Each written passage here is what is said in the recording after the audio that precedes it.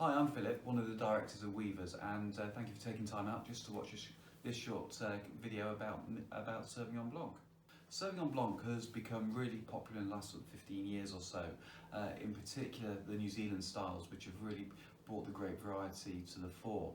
However, Sauvignon really finds itself at home in France. You may have heard of villages in the Loire like Sancerre, Parfumé. That's a home to Sauvignon Blanc, and it produces very delicate, very grassy sort of style of wines. However, New Zealand, the wine has much riper characteristics and much riper flavour. So today I'm just going to talk you through two styles of Sauvignon, one from the southwest of France and another one, a new label we're working with from New Zealand. Okay, so let's look at the Sauvignon from France first. This is one from some producers we've been working with for some time, from Plaimont. Fantastic producer. They produce work as a cooperative where they're buying quality fruits from their local growers and assembling the wine and making the wine together. So here we have the Sauvignon Blanc, which we've just come in on new vintage. It's got that nice, delicate sort of grassy fruit flavours that I expect from Sauvignon Blanc.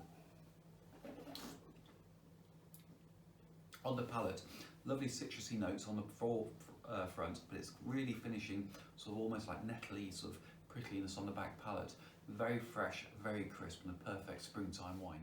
So let's take a moment now and have a look at the New Zealand style of Sauvignon that we have here from a producer called Perfect Cut. It's made by a guy called Alan McCorkindale. So let me get this glass ready and we'll go through a tasting on that wine as well.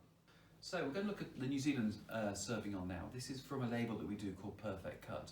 Really good example of a Marlborough style.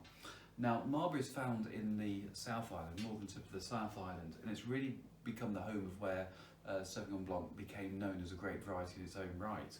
And people love the sort of zestberry, tropical fruits that you get with this particular style of wine. So let's just go through the taste profile.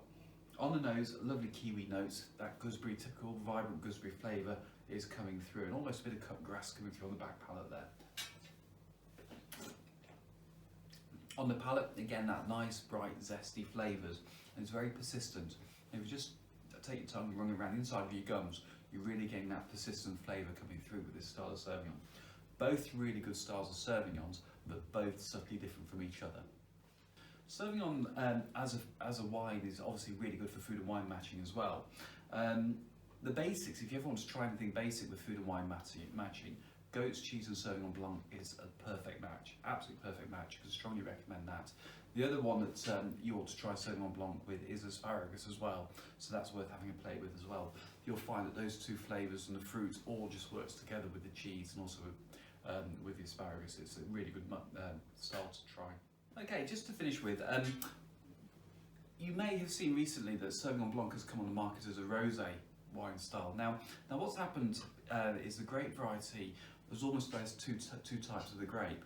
The one which has a very light berry skin, and the other style, the Sauvignon, it has evolved and it's got much more richer, stronger pigmentation in the skin.